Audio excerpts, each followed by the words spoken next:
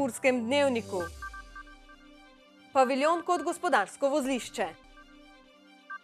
V nedeljo Pomurski poletni festival.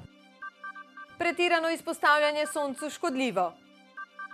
12 vin s šampionskim nazivom. Vreme jutri bo sončno.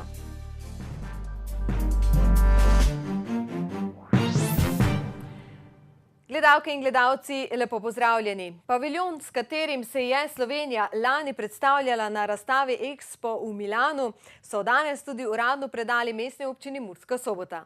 Za obiskovalce naj bi paviljon odprli v drugi polovici leta 2017. Vlada je na seji pred nekaj dnevi sprejela spremenjen program spodbujanja konkurenčnosti pomurske regije v obdobju 2010-2017, v okviru katerega bo zaživel projekt Vrata v Pomurje. Murska Sobota je tako uspela s trajno umestitvijo paviljona pri Kamešnici. Murska Sobota je pa izbrana iz večjih razlogov. Prvič zato, ker je narejen odličen poslovni model, drugič zato, ker so pravočasno od vsega začetka imeli narejen tudi finančni načrt, zagotovili sredstva, tretjič zato, ker pač so našli na razpolago ustrezno lokacijo, zemljo, in četrtič zato, ker so, že ko so kandidirali, pridobili vsa potrebna dovoljenja za izvedbo tega projekta. Paviljon je že na Expo v Milanu presegel vsa pričakovanja, saj ga je obiskalo okoli 1 milijon obiskovalcev. Gre za odličen arhitekturni dosežek, ki je doživel sama pozitivna priznanja v mednarodnem merilu. In zdaj boste to lahko Pomurci uporabili kot stičišče za kulturno, turistično, gospodarsko in siceršnjo srečevanje. To boste lahko uporabili v najboljšem smislu zato, kar je gospod župan že rekel, da se še nadalje razvijate, da se izgradi nek zdravi optimizem med nami, da ne bomo preveč jamrali, ampak iskali rešitve, kot se reče, da bomo skupaj sodelovali in si pomagali in da bodo zaposlitve, kot vidite, jih je vedno več, da bomo Slovenci pokazali, tako kot Pomurci znate sami zase, da znamo tudi vsi skupaj iti naprej v boljšo prihodnost za naše otroke, za prihodne generacije. Tukaj ne gre zgolj za projekt Mestne občine Murska Sobota, ampak za projekt celotne regije, pa je dodal soboški župan. V osnovi ima ta paviljon za cilj, da bo privabljal obiskovalce, ki se sedaj mimo vozijo po avtocesti in čudno gledajo na desno stran, kjer je prečudovito jezero, zakaj tukaj nič ne stoji. Torej mi bomo privabljali potnike in turiste v paviljon, kjer pa bodo dobili informacije o tem, kaj vidijo in kaj lahko doživijo v celotnem Pomurju. Tako da število obiskovalcev oziroma turistov se bo zaradi paviljona, pričakujem, dvignilo, ampak ga bo težko meriti, zaradi tega, ker bomo v tem paviljonu predstavljali celotno regijo. Ljutomer, Lendavo, Radgono, Goričko, Mursko Soboto, Pomurje kot tako. Torej, verjetno jaz pričakujem, da se bo to poznalo na število nočitev, na število obiskovalcev, tako kot se pozna vedno, ko se kaj posebnega, nadpovprečnega dogaja v naši regiji. Za obiskovalce naj bi paviljon odprli v drugi polovici leta 2017.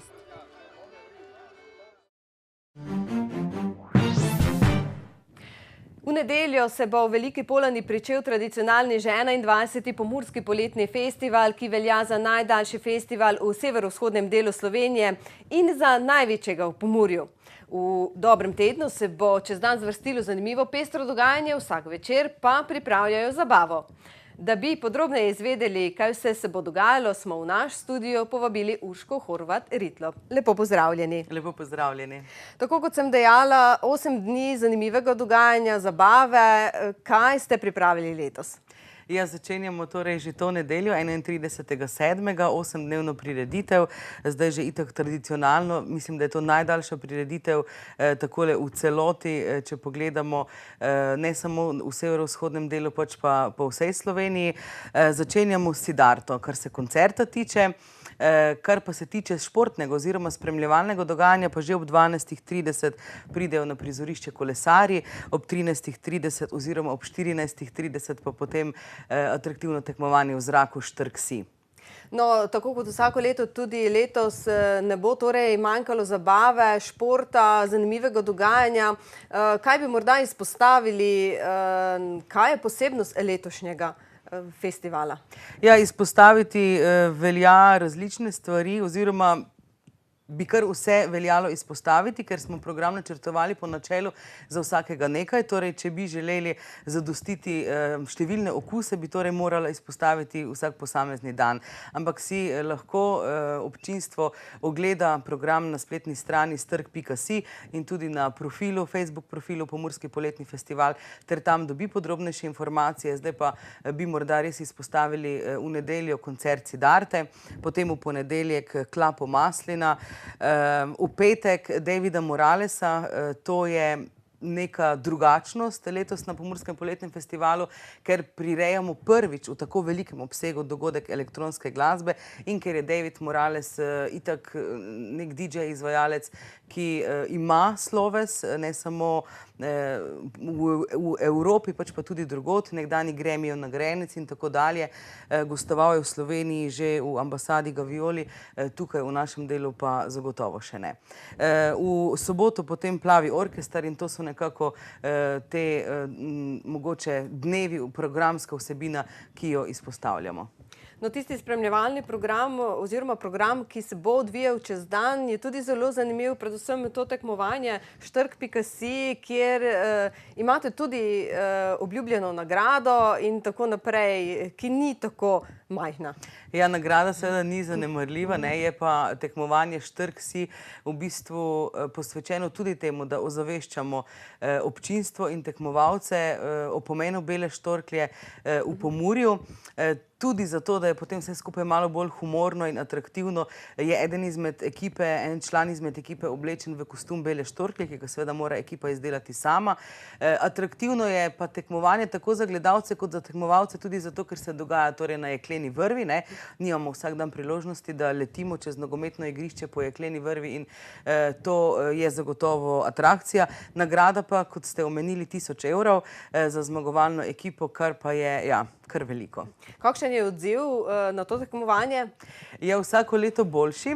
Lansko leto smo gostili tudi ekipo londonskega BBC-ja, ki je predstavila naše dogajanje v eni izmed svojih oddaj, sicer pa je že kar veliko ekip prijavljenih, pa do začetka izvedbe čakamo, da se še oglasi kdo. Že drugo leto zapored pa je vstop brezplačen na vse prireditve. Kako vam je to uspelo? Ni bilo enostavno. Lansko leto smo zasledovali ta cilj predvsem zaradi tega, ker smo praznovali 20 let Pomurskega poletnega festivala in smo ob tem jubileju želeli obiskovalcem omogočiti brezplačen vstop, ogled vseh dogodkov.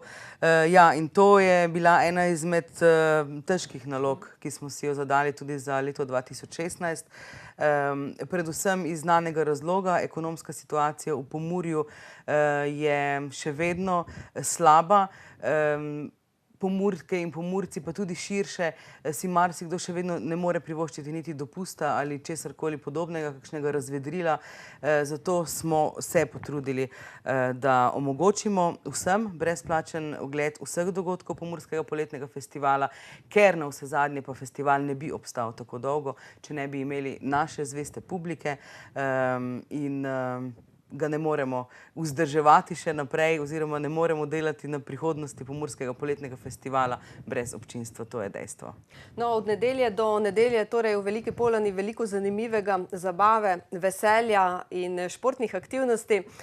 Več informacij pa, kot sva že dejali, dobijo gledalke in gledalci tudi na spletni strani. Ja, več na www.strg.si ali pokličejo na 041 528 678, tudi na Facebook profilu Pomurski poletni festival. Tam smo pravzaprav še najbolj ažurni, tako da si poglejte in dobrodošli.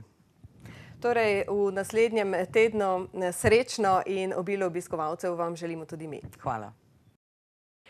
Pretirano izpostavljanje soncu je škodljivo. Zaščita pred nevarnimi sončnimi žarki je nekaj povsem samoumevnega, a strokovnjaki ugotavljajo, da je še vedno preveč takšnih, ki ne poskrbijo za zaščito in se soncu pretirano izpostavljajo, kar potem vpliva tudi na njihovo zdravstveno stanje.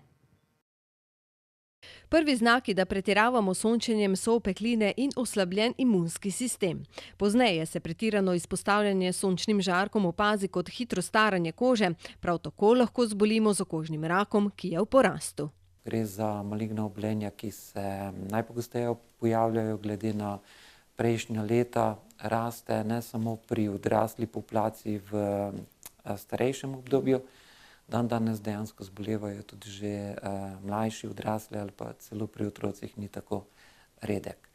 K sreči večina teh malignih obolenj ni tako nevarna, da bi zahtevala življenja, je pa v porastu tudi maligni melanom, ki se velikokrat konča tudi z smrtjo posameznika. Kljub temu, da imamo nova zdravila, biološka zdravila, vseeno še velikokrat zahteva tako imenovani krvni davek.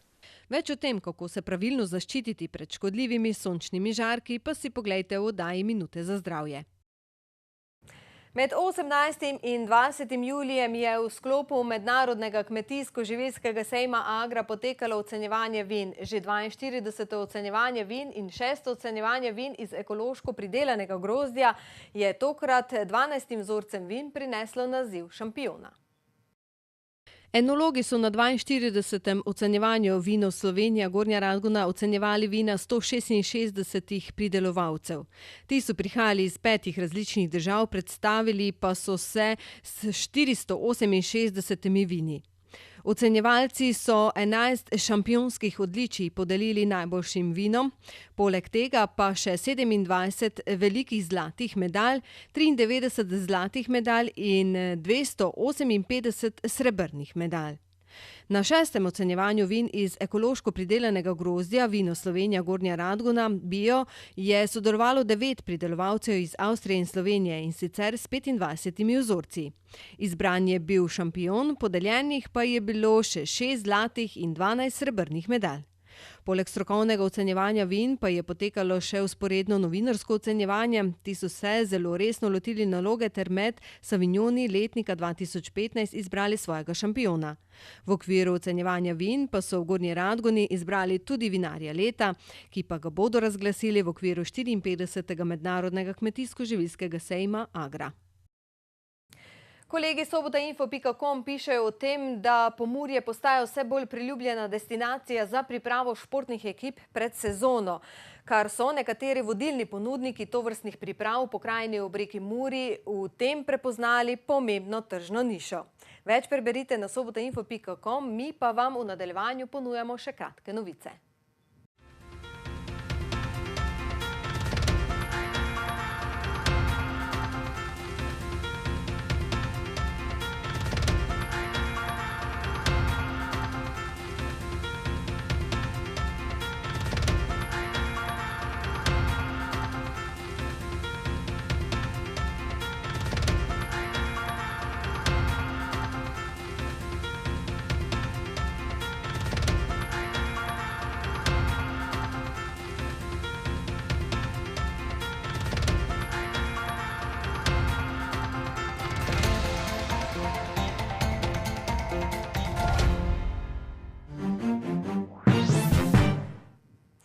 Ob koncu naše dnevno informativne oddaje pa si, spoštovani, poglejmo še podrobno vremensko napoved.